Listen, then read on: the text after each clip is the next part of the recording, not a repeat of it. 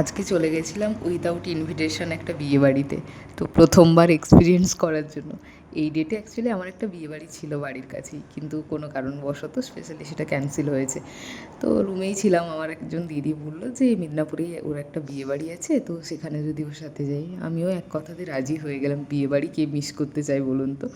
তো আমার যেতে যেতে মোটামুটি 8টা বেজে গিয়েছিলো, আর বিয়ের লগ্ন ছিল সন্ধ্যে 6টার সময়। তো সেই জন্য যেতে যেতে বিয়েটা মোটামুটি শেষ। যাই হোক, এখানে অনুষ্ঠানের ব্যবস্থাও ছিল। তো প্রথমে গিয়ে একটু বিয়ের যে বাকি রিচুয়ালসগুলো ছিল ওইগুলো দেখে তারপরে আমাদের যারা ব্রাইড গ্রুম রয়েছে ওদের সাথে মিট করে চলে গেছিলাম ওপরে একটু অনুষ্ঠান দেখতে আর স্টার্টারের আইটেমগুলো খেতে। এখানে ছিল পনির পকোড়া আর ভেজ পকোড়া, আর তার সাথে কফি আর ফুচকা। তো এইগুলো নিয়ে একটু অনুষ্ঠান দেখলাম, আর সাথে নিজের সাথে একটু ক্যাথ বেড়ে নিলাম আর কি। তো যাই হোক, বেশ মজা হচ্ছিলো। এখানে ব্রাইড গ্রুম বা বাকি সবাইও নাচানাচি করছিলো, বেশ ভালো লাগছিলো। কিন্তু গিয়ে মনেই হয়নি যে উইদাউট ইনভিটেশন এসেছি। যাই হোক, নাচানাচি তো অনেক হলো, এবার তো মেন কোর্সের দিকে যেতেই হবে।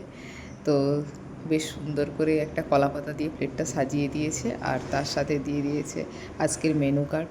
মেনু কার্ডটা আগে দেখে নিচ্ছিলাম কী কী আছে, সাথে টিস্যুটাও চলে এসছে। তো প্রথমেই চলে এসছে স্যালাড, আর তার সাথে গোল্ডেন ফ্রাই চিকেন। চিকেনের লেগ পিসটা কিন্তু বেশ ভালো ছিল, আর খেতেও অসম্ভব ভালো হয়েছিল।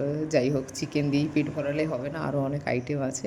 তো ফ্রাইড রাইসের সাথে ছিল দই কাতলা। আমার এটা একটু ঠিকঠাক লাগেনি, ফ্রাইড রাইসের সাথে চিলি চিকেন বা অন্য কিছু হলে হয়তো বেটার হতো।